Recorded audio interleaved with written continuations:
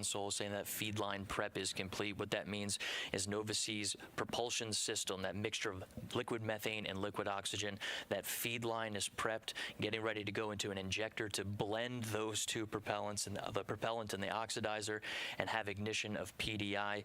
We're tracking that in just under a minute, Gary. Converging on burn attitude. Lander is getting into the correct attitude required. Feed line prep complete, both sides. Another call for feed line prep complete for liquid methane and liquid oxygen in preparation for this PDI burn.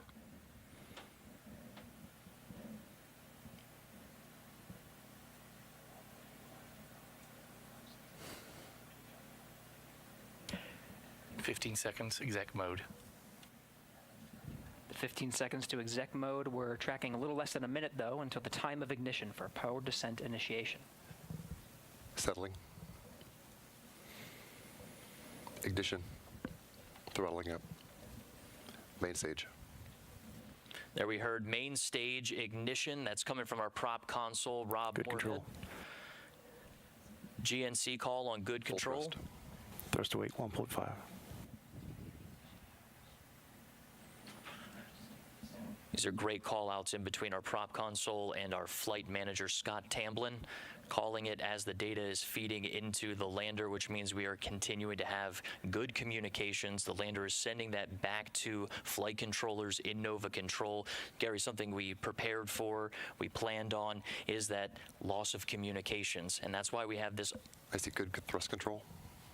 It's a good thrust control call from prop, but that's why we have this autonomous lunar lander. You know, we program, we know that, hey, we want to light PDI in this moment. These are the steps you need to get there. But from here in, this is an autonomous lunar lander, and flight controllers are monitoring communications and tracking the progress right along with the public right now with us. Nova C has the helm. It is in control and is making the decisions necessary to ensure a soft landing. We heard call-outs about thrust, full thrust right now. There is the ability to throttle that thrust, and we'll see that throughout the descent as the fuel tanks continue to unload and we expel that propellant. And we did have a few questions come in about how much gas are we giving this to slow down the vehicle. And we want to remind folks that this PDI burn goes Commanded thrust 90%. goes in just about 90%, right on time. So it goes in at 90% in order to, if the lander makes a decision and says, I need to slow down more and make a decision to make a safe landing, it's able to add a little bit more oomph and make that decision a reality rather than just a possibility. Fido, I'm showing 500 kilometers to target, but my display's a little bit stale. That's the mission director, Tim Crane, calling about 500 kilometers, but stating that his information might be just a bit stale. 1,000 PSI in the helium tank. It's part of the reason we're showing this animation, Josh. Of course, this is not telemetry driven. We're just showing you exactly what's happening. As we hear the calls, this information is relayed through the audio loops. Not enough bandwidth to do a live stream of this, so we're relying on the data that's being fed from Nova C to Nova Control.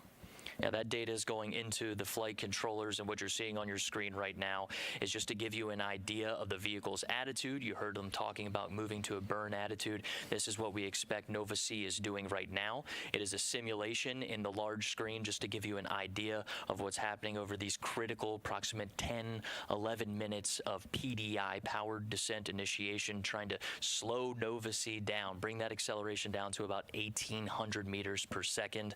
And there's some follow-on steps after that, Gary. It involves pitching over the lander using that gimbaled engine. We heard the maneuver to burn attitude followed by main engine gimbal checkout. So they'll use that gimbal to pitch the lander over and start a vertical descent. This is where we start getting a little tricky as far as there is a final approach. It may add a few seconds, it may add a little bit of time, but we are intended to land right around 17:24. That's 5:24 p.m. Central Time, but know that there is some give and take.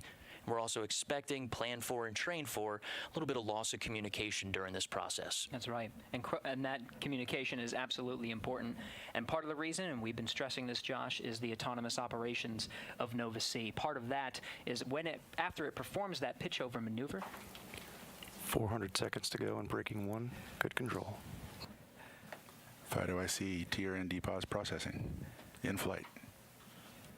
All right, that was the call that we were waiting for. That was our major problem we've been working on in this dynamic situation, is getting those images processed from the HRN camera, TRN camera, which in this case, a dynamic situation, we had to improvise a little bit and reach into those 2 laser beams from NDL, figure out a patch while we were in lunar orbit, just about 2 hours, and it sounds like we are getting good readings from those images. Absolutely remarkable feat. We also happened here, I think it was 400 seconds remaining. That was coming from FIDO and Flight Dynamics. Sean Stewart working the console this evening. This is excellent calls to hear. Hazard relative navigation is going to be used after the pitch over maneuver. This allows Nova C to make some decisions and scan the landing site underneath it and make decisions in an area that calculates the terrain to make sure that it's landing in a safe landing zone. Right, so we finish up PDI, pitch over, and we have to use that hazard relative navigation, a critical tool in order to land on the moon, to make those decisions, right? There's no human eyes, human elements deciding, okay, I see the hazard, I need to steer this way, or maybe press the gas, press the brakes. This all happens autonomously, and this is a huge requirement and a great call out to hear about the HRN camera system and processing those images. Right now, I am tracking 5:16 p.m. We expect PDI to go until about 5:21, 5:22. 300 seconds and breaking 1. Or about 300 seconds to approximate those numbers. Very precise.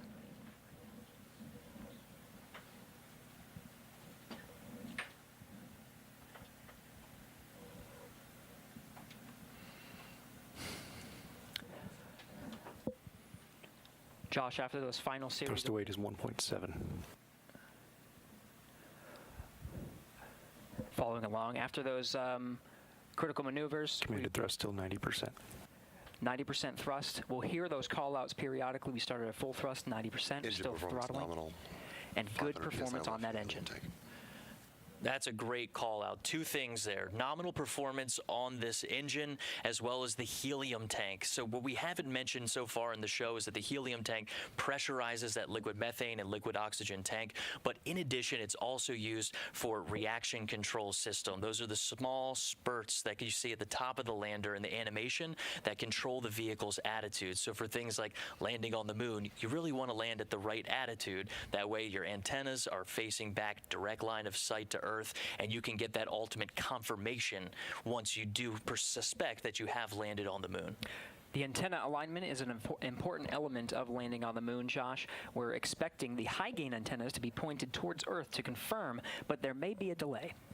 We are expecting some sort of delay. I had talking to the mission directors about how quickly we could receive a positive confirmation after this landing process is through, and there was some dispute over how long. The earliest was just about 15 seconds after we see timing of when the event is supposed to happen. So right now we're tracking about 5:24 p.m. Central Standard Time. So maybe anywhere from 15 seconds after that, maybe a few minutes, 2 to 3 minutes while we work to acquire that signal. Because as you mentioned, the lander is going to a general area. 9 kilometers altitude.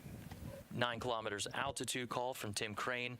The lander is going into a general area that we say, this is the general area we want you to fly to. It's using that hazard relative navigation to make better decisions about, this is an area with the least amount of slope. This is an area that's free of boulders and other obstacles. So it's making autonomous decisions about where to go.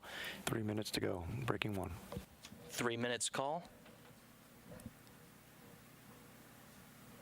Just to wrap that up, when the lander is making those decisions, Gary, it's also very difficult to track. We've been very fortunate thus far tracking communications to this point.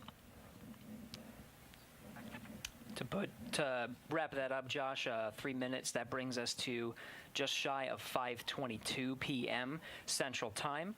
We should hear that the powered descent and initiation burn is complete, then we'll begin the next series of maneuvers to get us towards vertical and terminal descent. It starts with pitch over. And just looking at our notes here, we did go into this burn expecting pitch over at 5:21 and 57 seconds. So good call out on the timing of that maneuver. It's important to remember PDI starts an engine burn that does not stop until landing. So this is a throttleable liquid methane, liquid oxygen engine. We lit the engine at PDI, and while we are changing into a pitch over, vertical descent, and terminal descent and then landing, that is a throttle down to the lunar surface. And when we do get out of PDI, if we hear that call of PDI complete, good burn, everything after that is going to happen in very quick succession, Gary. The time it takes to go from pitch over to landing, or what we estimate landing to be, just looking at maybe 90 seconds is what we expect nominally. 3 minutes to touchdown. There is some wiggle room. 3 minutes to touchdown call from the mission director. For an on-time landing, that sets us a little after 5:23 p.m. Central Time. Right, our notes going into this burn, 5:23 and 25 seconds. The autonomous operations, Josh, sets this to a clock. This is exactly what we got relayed before the start of our Still coverage today. processing. We're right on track. DPAS, terrain relative navigation measurements. Excellent call out. That solution that flight controllers were working so hard on to make sure HRN was working, pulling on extra resources that weren't originally planned for from those 2 laser beams from NDL. It appears and sounds like that solution is working, and the people working to patch that software were certainly under pressure. The clock was ticking as we went into that extra lunar orbit. It wasn't a situation where we could just sit in lunar orbit and try to solve our problems indefinitely, and it's sounding good so far on the call outs. 2 minutes remaining till touchdown.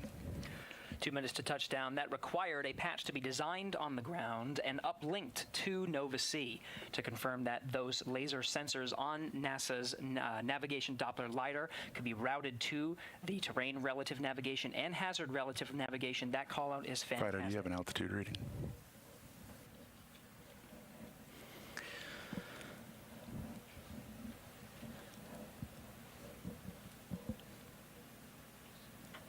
Standing by to see if we can get an altitude reading from FIDO here. That's Flight Dynamics Officer Sean Stewart on Blue Team.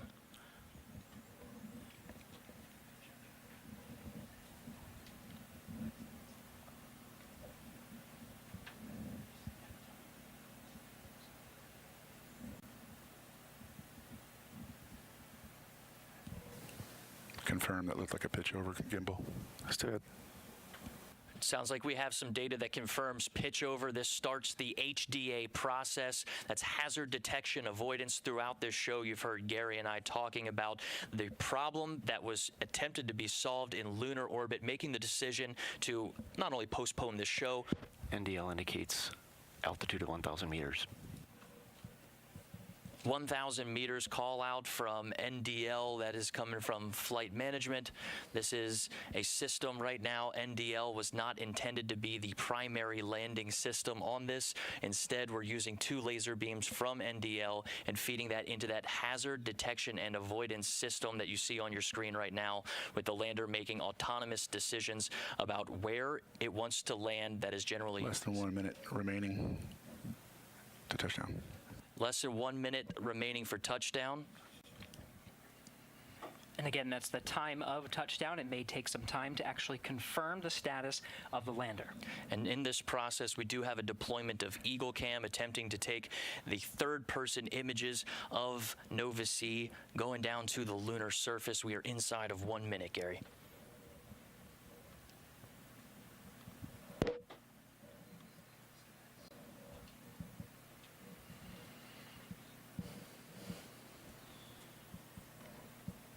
Yes, we're well into blowdown.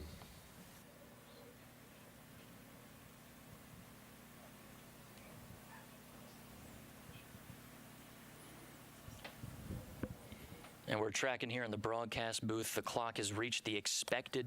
May take a minute for comms to reestablish. Stand by. There it is, mission director beating us to it. We've reached the expected time of landing, but now is the process of waiting for comms, and we are in standby mode, as you heard it from the mission director, Dr. Tim Crane.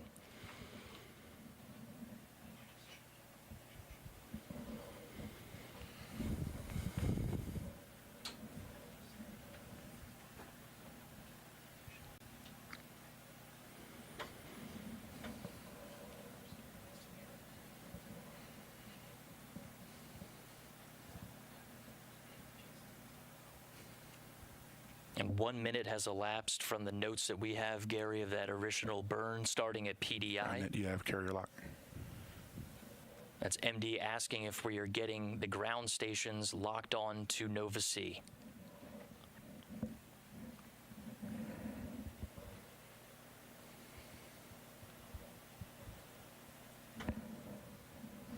That carrier lock call, Gary, we expect that to come from GroundNet or COM, that conversation possibly not happening on our public channel that we have access to. We're just standing by to hear that come through the channels as we approach almost 2 minutes since we estimated the landing time. We did get a few call outs on the side, folks coming into the room saying there was about a 2-minute forgiveness in our timetables. We are checking our antenna reception. Checking antenna reception.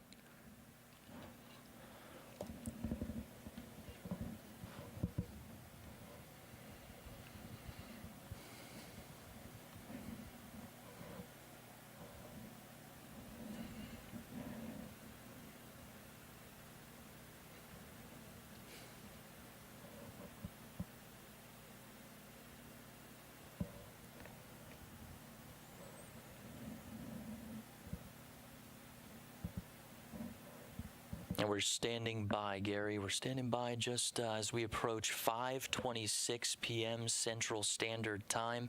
Given those mission directors' notes of the flexibility between what we were tracking, what we were given was just about 5:24. All stations, this is MD. Please look back through your logs and confirm the last information you had, and we'll determine this is a comm outage. And that's the mission director, Gary. These are our notes here of what we believed. We talked about the comm outages with the lander making autonomous decisions. This is the process of going through the last bit of data that came into Nova Control and working to verify, okay, this is the last bit of data. Where was the lander possibly going? How do we look for it and establish those communications? Nova C uses 4 antennas placed at the top of the lander that are designed to capture these communications. But we did expect this. We talked about it, that this is a communications challenge in it of itself, and right now we're standing by to hear that communications call out. We're just a little more than 3 minutes from the time of when the clock reads 0 for Nova C landing on the moon.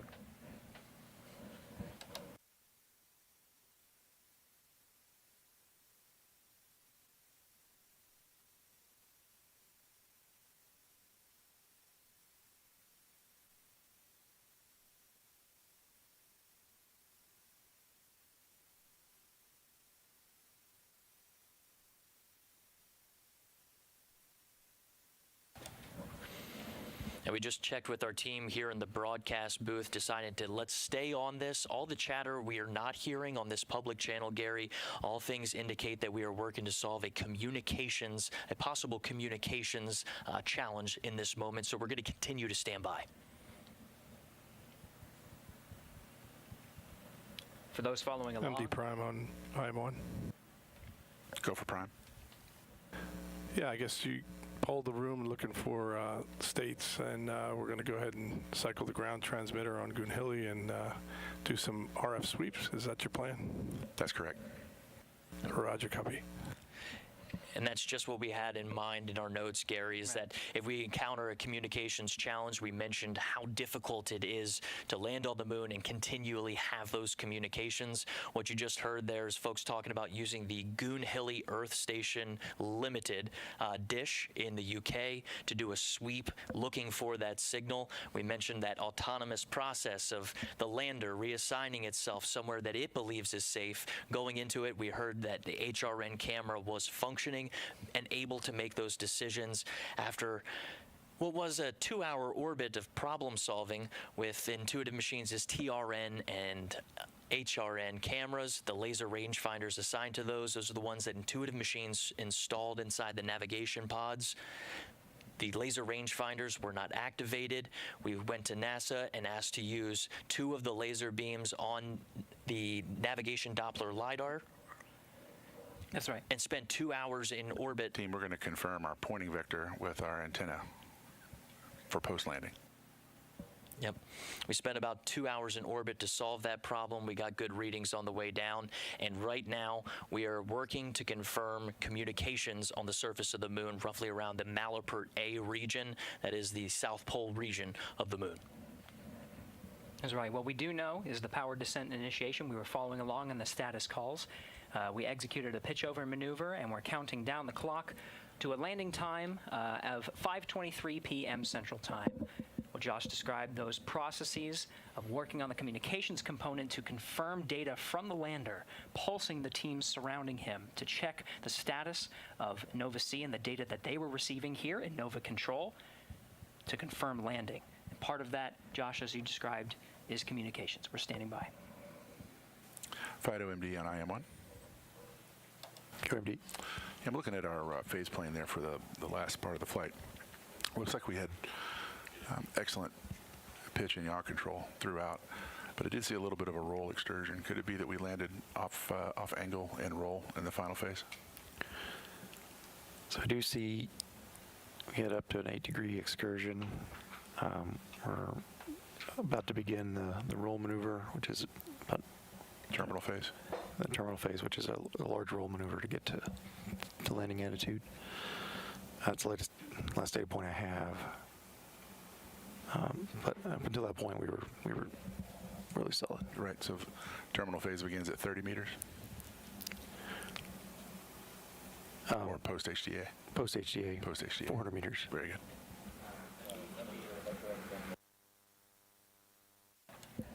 And that's a great conversation confirming. That's good ground network, good for box scan. Make that go. Yeah, that was good confirmation of the process that we were very familiar with, talking about the attitude of the lander, making sure that those antennas are within direct line of sight with Earth stations, ground stations on Earth, excuse me.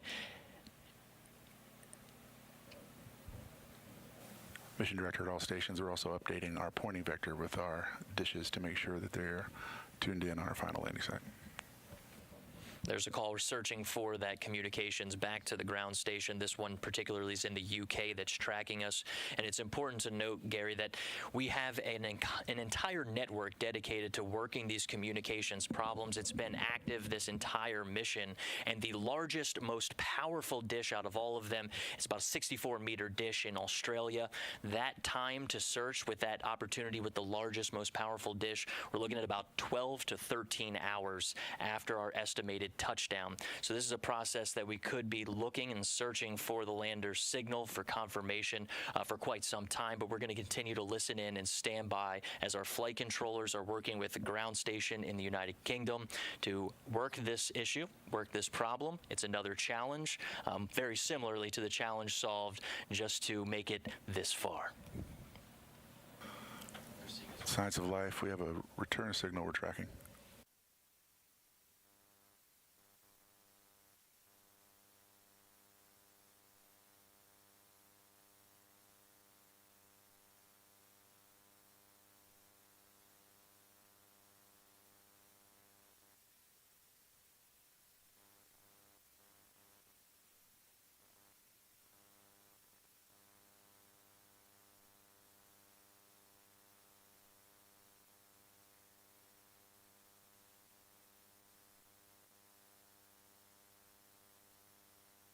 We have an onboard fault detection system for our communications that after 15 minutes with lack of communication will power cycle the radios, and then after that for another 15 minutes it will then switch antenna pairs. So we have some time here to evaluate. We do have signal that we're tracking, so we'll see what happens.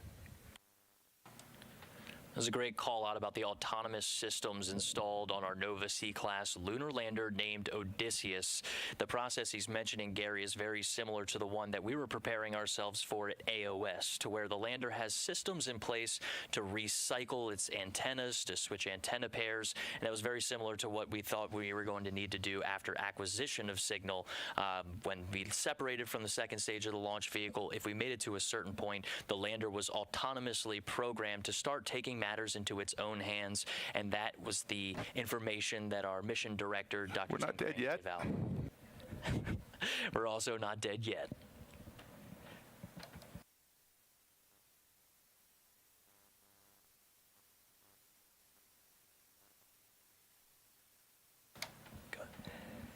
the key here, Josh, is patience. It's 5:34 p.m. Mission Director Tim Crane confirming that it could take 2 phases of 15-minute increments to confirm the status of the landing. So we could be here, and we'll stand by and monitor as Nova Controls continues to work this issue.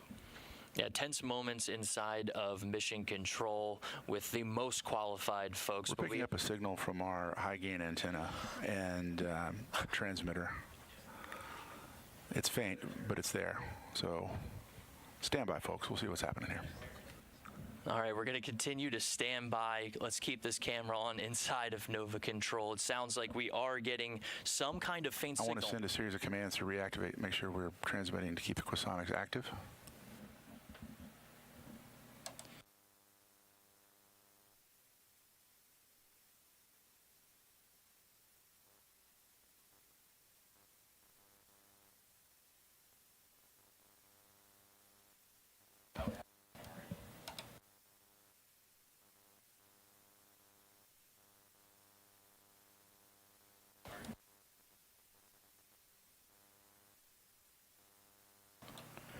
We're still standing by. The last call from Mission Director Dr. Tim Crane was that we were getting a faint signal from Odysseus's high-gain antenna.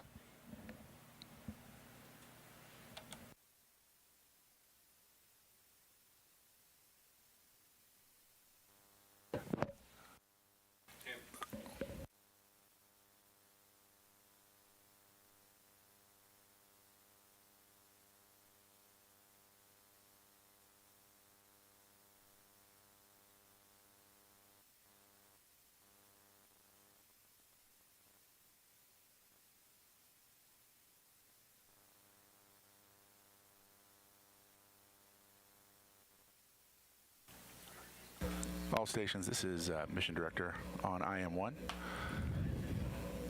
We're evaluating how we can refine that signal and dial in the pointing for our dishes. What we can confirm, without a doubt, is our equipment is on the surface of the moon, and we are transmitting. So, congratulations, IM team. We'll see how much more we can get from that.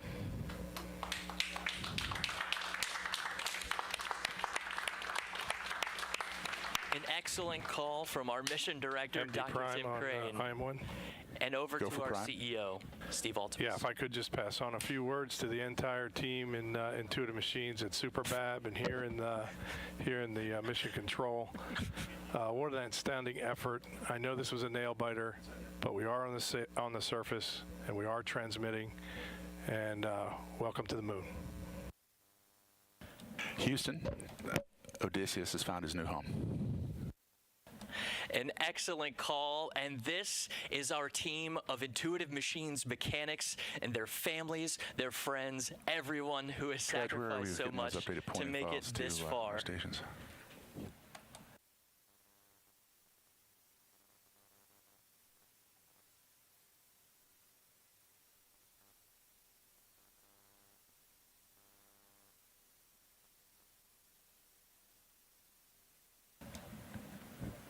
How about that call, Gary? That was something else, a faint signal. Now it's time to work on refining that signal. But Dr. Tim Crane, our mission director today, making the call.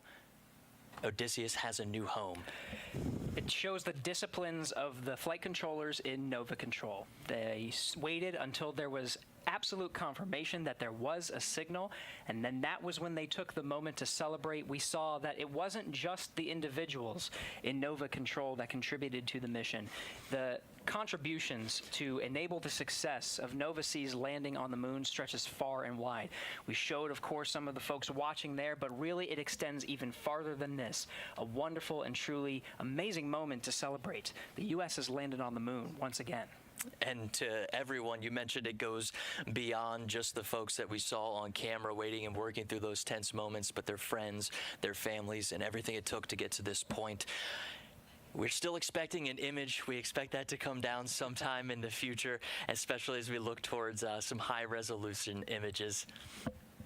Let's go ahead and It sounds like we do have a message we'd like to cut to. Can we have that message special for our folks, our employees, and folks watching at home? Hey, that's right. With Nova C landing at Malapert A, congratulations, like you said, Josh, are flooding into the teams that made this happen. Really sets a tone for the American leadership and the future of a strong lunar economy.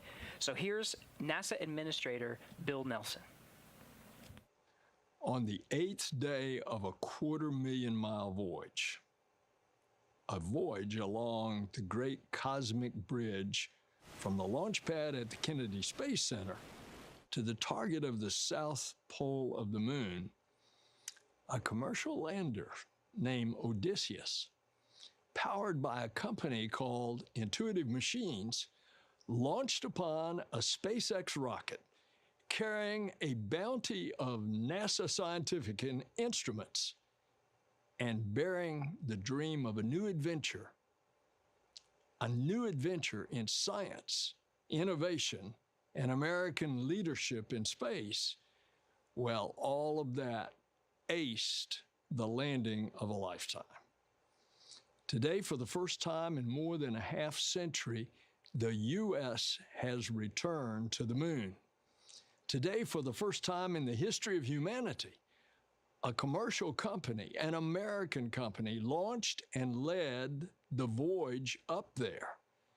And today is a day that shows the power and promise of NASA's commercial partnerships. Congratulations to everyone involved in this great and daring quest at Intuitive Machines, SpaceX, and right here at NASA. What a triumph! Odysseus has taken the moon. This feat is a giant leap forward for all of humanity. Stay tuned. All right, thank you, Administrator Nelson. Again, Nova C and the United States has landed on the moon at 5:23 p.m. Central Time today, February 22nd, 2024. Congratulations to Intuitive Machines on the successful landing. Science and data gathering is already underway and will continue for roughly 7 days on the lunar surface, activating payloads and gathering important scientific data to help ensure future successes in Artemis missions. For more about NASA's CLPS initiative, visit nasa.gov/CLPS. Gary, it's been quite a journey for all of us at Intuitive Machines. Thanks to NASA for the continued support to enable today's successful landing, and of course, everyone at Intuitive Machines, their friends and family who made all of this possible. That will wrap up our coverage of Intuitive Machines' IM-1 mission. Thanks for joining us.